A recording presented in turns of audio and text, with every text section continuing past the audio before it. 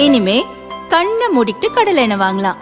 ஏன்னா மந்த்ரா கடலை எண்ணெய் இதயத்தின் தயாரிப்பு. வறுக்க பொரிக்க ஏன் எல்லா சமையலுக்கும் மந்த்ரா தான். மந்த்ரா கடலை எண்ணெய், அபார ருசி, ஆரோக்கியமான உடல் நலம்.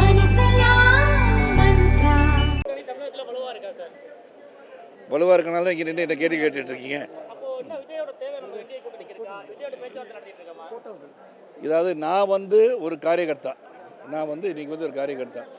விஜயோட கூட்டணி நான் அதை பற்றி பேச முடியாது. ஃபர்ஸ்ட் ஆஃப் ஆல் விஜயோட கூட்டணி இருக்கிற மாதிரி எனக்கு தெரியல. இது நீங்களாக தான் கேட்டுட்ருக்கீங்க. ப்ரெஸ்ஸு தான் விஜயோட கூட்டணி இருக்கான்னு கேட்குறீங்க. எனக்கு தெரிஞ்ச அந்த மாதிரி எதுவும் செய்தி என் காதுகள் வரல. இல்லை, அதை பற்றி வந்தால் நல்லது, வராட்டி நல்லதுலாம் நான் சொல்ல மாட்டேன். எனக்கு அந்த மாதிரி தகவல் இல்லைன்றது ஊர்ஜிதப்பட்டு சொல்கிறேன். யாருக்கிட்ட? விஜய் கூடயா?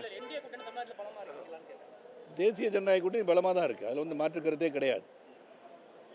வேற என்ன வேணும்? விஜய்க்கு செயல்பாடே கிடையாதுங்க. விஜய் செயல்பாடை பற்றி பேசிட்டு இருக்கு. என்ன செயல்பாடு பண்ணுறாரு சொல்லுங்க.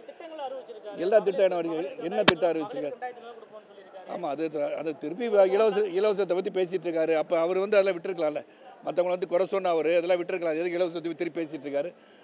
Freebie by economic principles itself freebie should not be allowed. But நம்மளுக்கு மக்களுக்கு தேவைப்படுவதற்கு நம்ம இலவசங்கள் கொடுக்குறோம். ஆனால் இவர் மட்டும் இந்த தேர்தல் அறிக்கையில் இலவசத்தை பற்றி பேச வேறு எதுவும் சொல்ல வேண்டாம். புதிய கொள்கைகள், புதிய ஆட்சி முறை கொண்டு வருவோம் ஏதாச்சும் சொன்னார். ஒன்றும் சொல்லலையே. First of all I don't like to talk about Vijay. யார்? ஃபர்ஸ்ட் ஆஃப் ஆல் ஊழல் ஆட்சி கொடுப்போம்னு அவர் சொல்லணும். வேறு என்ன சொல்ல முடியும் அவரால்? என்ன சொல்ல முடியும் சொல்லுங்களேன். அவர் சொல்லிட்டு இருக்க வேண்டிய கடமை. அவர் கட்சி ஆரம்பிச்சார், வேறு என்ன சொல்லுவார்? அவ்வளோதான் சொல்ல முடியும் அவரால். வேறு எதுவும் சொல்ல முடியாது அவரால். S, no policies. அவர் கொள்கைகள், கோட்பாடுகள் எதுவும் இல்லாத ஒரு மனிதன் அவர். எல்லா பக்கமும் அவருக்கு நான் 1996 போகும்போது இளைஞர்கள் கூட்டம் வந்திருக்கு. அப்போ நீங்களாம் இல்லை இல்லையா? சோஷியல் மீடியாவும் கிடையாது. அதெல்லாம் கூட்டத்தை வச்சு ஒன்றும் கனெக்ட் பண்ண முடியாது. இதெல்லாம் இது அரசியல் களம் செல்லும் போது அங்கே என்ன நடக்குது, நிலவரம் எப்படி இருக்கும் என்பதை நீங்கள் சென்ற பிறகு பார்க்க வேண்டிய ஒன்று.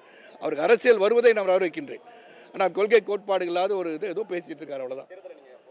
நான் தேர்தலில் போட்டி போடுவதில்லை. பல தடவை சொல்லிட்டேன். என்னுடைய பயணித்தவர்கள் கண்டிப்பாக போட்டி போடுவாங்க. வாங்கிட்டுங்க 15%. நீ 15% வாங்குவார் என்று சொன்னால் கூட, உங்கள் கருத்து கணிப்பு அப்படி இருந்தால் கூட ஒரு சீட்டு ஜெயிக்க மாட்டார் விஜய்.